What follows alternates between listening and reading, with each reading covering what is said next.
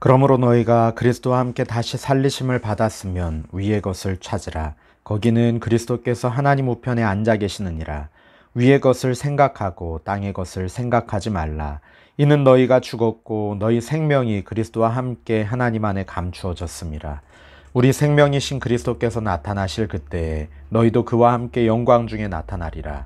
그러므로 땅에 있는 지체를 죽이라. 곧 음란과 부정과 사욕과 악한 정욕과 탐심이니 탐심은 우상 숭배니라.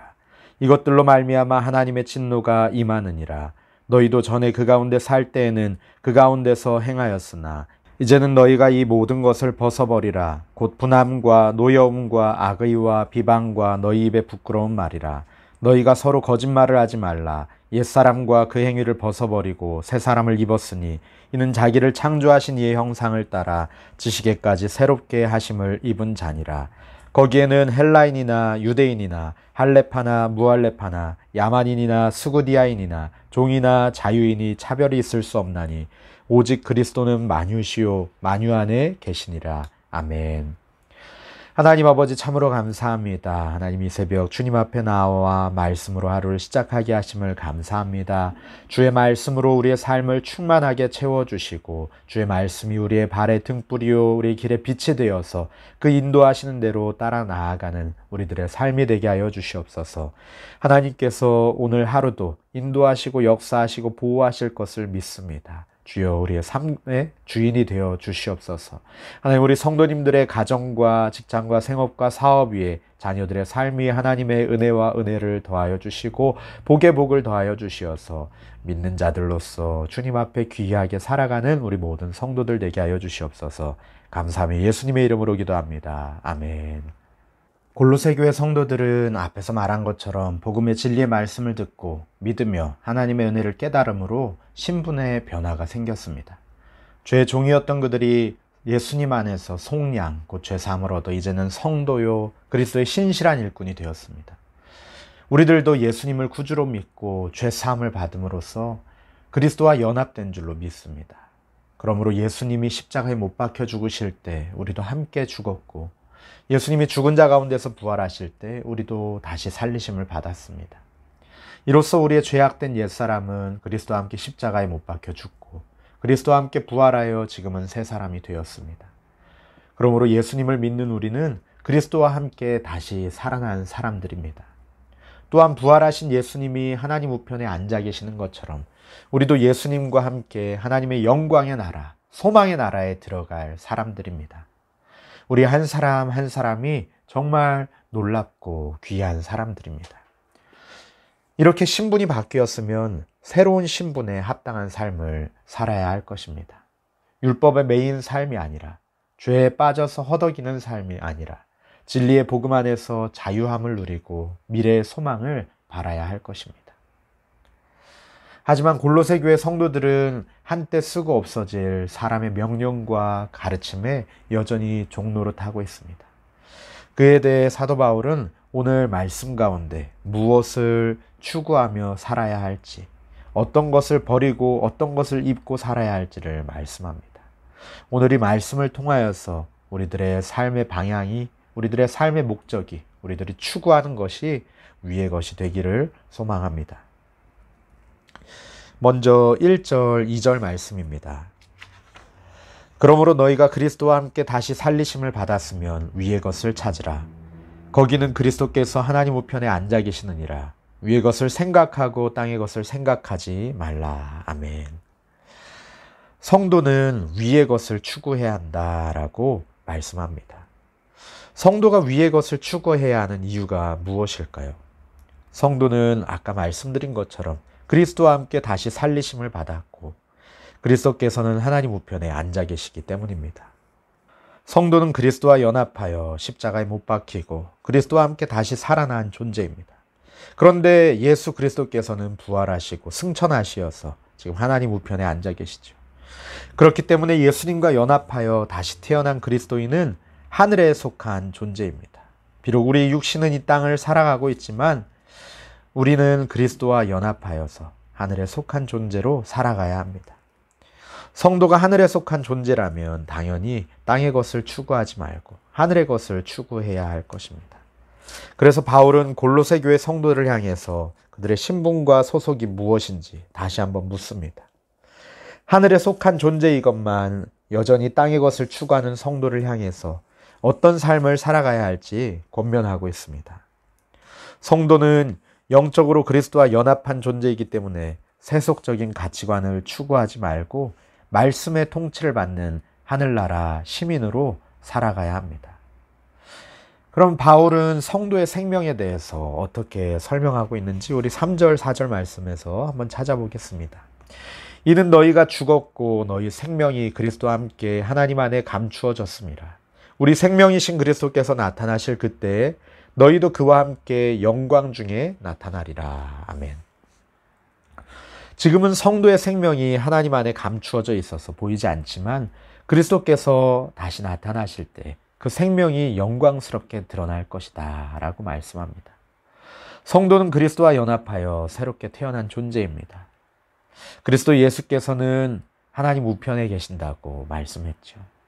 그러므로 성도 역시 영적으로는 그리스도 안에서 새 생명을 소유한 존재로, 하늘에 속한 존재로 살아가야 합니다. 하지만 육신의 눈으로는 이 사실을 확인할 수가 없습니다. 그래서 성도는 이 땅에서 살 동안에 그 영생이 감추어진 것처럼 보입니다. 하지만 그리스도께서 재림하시게 되면 영광 가운데 영원한 생명이 드러날 것입니다. 그러므로 성도는 이 땅에서 예수 그리스도로 인하여 고난받는 것으로 인해 함부로 실망해서는 안 될 것입니다. 힘들어도 인내하며 주님이 가신 그 길을 십자가를 지고 따라가고 참아야 할 이유는 감추어진 영생이 그리스도 예수님의 재림의 날에 영광 가운데 드러날 것이기 때문입니다. 성도는 이 땅에 속한 생명이 아니라 하늘에 속한 생명, 부활의 생명을 가진 사람입니다. 따라서 비록 땅에 발을 딛고 살지만 저 하늘을 추구하며 저 보좌 우편에 앉아 계신 예수 그리스도를 바라보며 살아가야 할 것입니다. 우리의 매일의 삶 가운데 이 땅의 것들에 고개를 숙이고 땅만 바라보며 사는 인생이 아니라 저 하늘을 우러러 바라보며 주님의 얼굴을 바라보며 살아가는 저와 우리 성도님들 되시기를 간절히 바랍니다. 하나님의 자녀는 육체의 소욕을 벗고 새 사람을 입고 살아가야 할 존재라고 말씀을 합니다. 그렇다면 하나님이 진노하시고 하나님이 멀리하도록 원하시는 땅에 속한 것은 무엇일까요? 우리 5절, 6절 말씀해 보겠습니다. 그러므로 땅에 있는 지체를 죽이라. 곧 음란과 부정과 사욕과 악한 정욕과 탐심이니 탐심은 우상 숭배니라. 이것들로 말미암아 하나님의 진노가 임하느니라. 아멘. 음란과 부정과 사욕과 악한 정욕, 탐심, 즉 우상 숭배, 이것들을 하나님의 진노가 임하시는 것이라고 말씀합니다. 예수님과 연합하여서 신분이 변화되어 하늘에 속한 존재가 되었는데 여전히 살아가야 할 삶의 현장은 하늘이 아니라 땅이라는 사실, 이 사실은 참으로 대단한 역설입니다. 하늘 시민이 살아가야 할 삶의 무대는 이 땅입니다.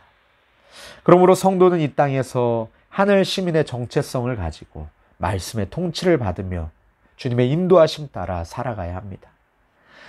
오늘 말씀에서 땅에 속한 대표적인 삶의 모습으로는 음란, 부정, 사욕, 악한 정욕, 탐심을 말씀하고 있습니다. 특히 탐심은 우상 숭배를 의미하는데 이 모든 것은 사람의 마음과 관련이 있습니다. 8절에서도 5개의 악한 특성의 목록이 나오는데 이것들은 5절에 나오는 땅에 속한 마음이 말과 행동으로 표현된 것입니다. 그리스도인은 무엇보다 땅에 속한 마음, 즉 악한 세계관, 이 땅의 가치관들을 거부해야 합니다. 위의 것을 생각하는 사람들은 땅의 것에 마음을 빼앗기지 않습니다. 반면 위의 것을 생각하지 않으면 우리의 마음은 우리의 육신의 눈의 정욕대로 땅의 것에 점령당하고 말 것입니다. 어떻게 하면 하나님의 영광을 드러낼 수 있을까? 어떻게 하면 추수날의 냉수처럼 하나님의 마음을 기쁘시게 할 수 있을까? 어떻게 하면 하나님의 성품을 덧입을 수 있을까? 예수님이라면 어떻게 하셨을까? 우리의 믿음의 조상들은, 우리 믿음의 선배들은 어떻게 이 고난을, 어떻게 이 유혹들을 이겨냈을까? 이런 고민들을 가슴 깊숙이 품고 말씀에서 답을 얻으며 그 말씀에 순종해서 살아가는 삶, 그런 삶이 우리의 삶이 되기를 소망합니다. 그런 사람은 땅에 발을 붙이고 살면서도 하나님의 영광을 추구할 수 있습니다. 예수님은 현실의 염려에 빠진 제자들에게 이렇게 말씀하셨습니다. 너희는 먼저 그의 나라와 그의 의를 구하라. 그리하면 이 모든 것을 너희에게 더하시리라. 아멘. 우리 예수님의 말씀을 붙들고 먼저 하나님의 나라와 의를 구하며 살아가는 저와 성도님들 되시기를 간절히 바랍니다. 계속해서 그리스도인이 벗어버려야 할 옛사람의 행위에 대해서 말씀하고 있습니다. 너희도 전에 그 가운데 살 때는 그 가운데서 행하였으나 이제는 너희가 이 모든 것을 벗어버리라. 곧 분함과 노여움과 악의와 비방과 너희 입에 부끄러운 말이라. 너희가 서로 거짓말을 하지 말라. 옛사람과 그 행위를 벗어버리고. 아멘. 5절의 5개의 목록이 사람들의 마음에 있는 옛사람의 특성이라면 8절에서는 행동으로 드러난 옛사람의 5가지 특징이 나와 있습니다. 그래서 자연스럽게 9절에서 결론적으로 옛사람과 그 행위를 벗어버리라고 권면하고 있죠.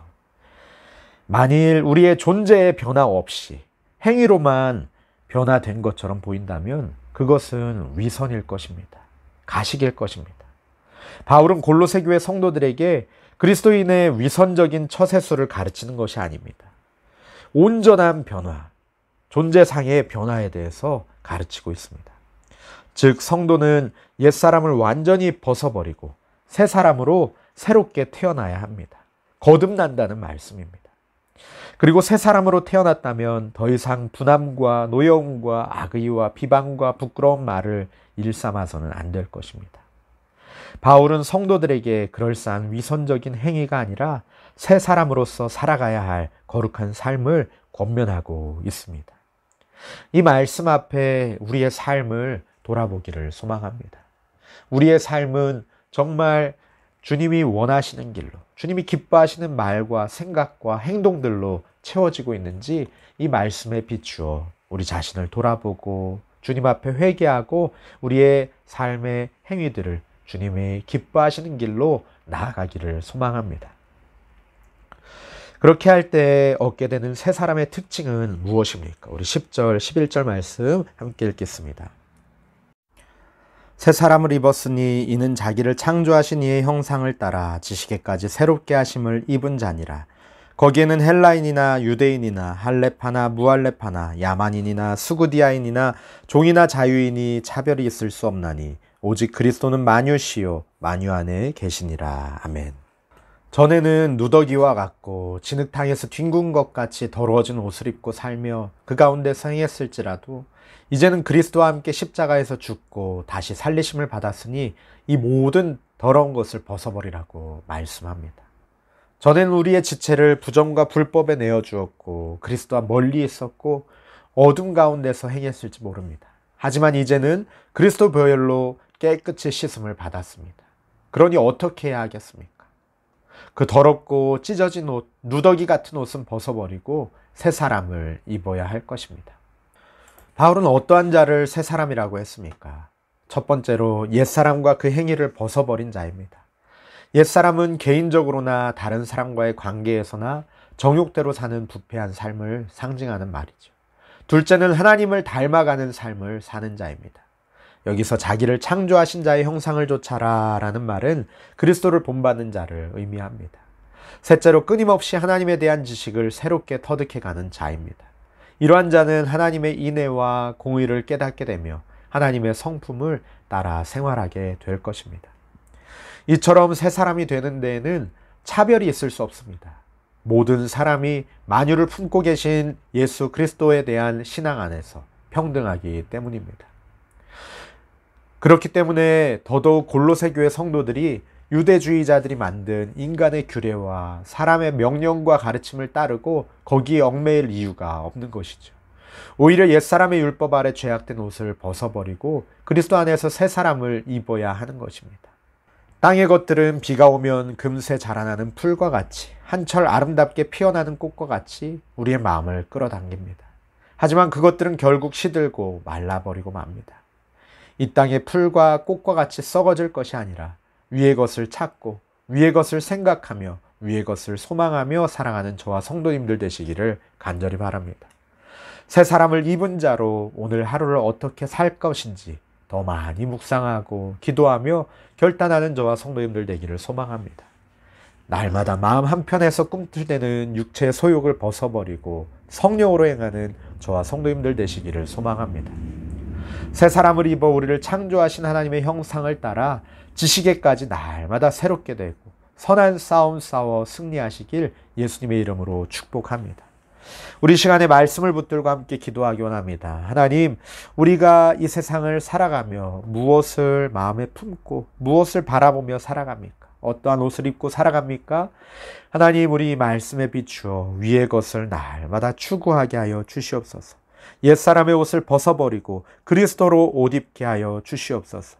하나님, 차별이 없으신 주님의 은혜 안에 거하며 날마다 믿음으로 승리하게 하여 주시옵소서. 함께 기도하기 원합니다.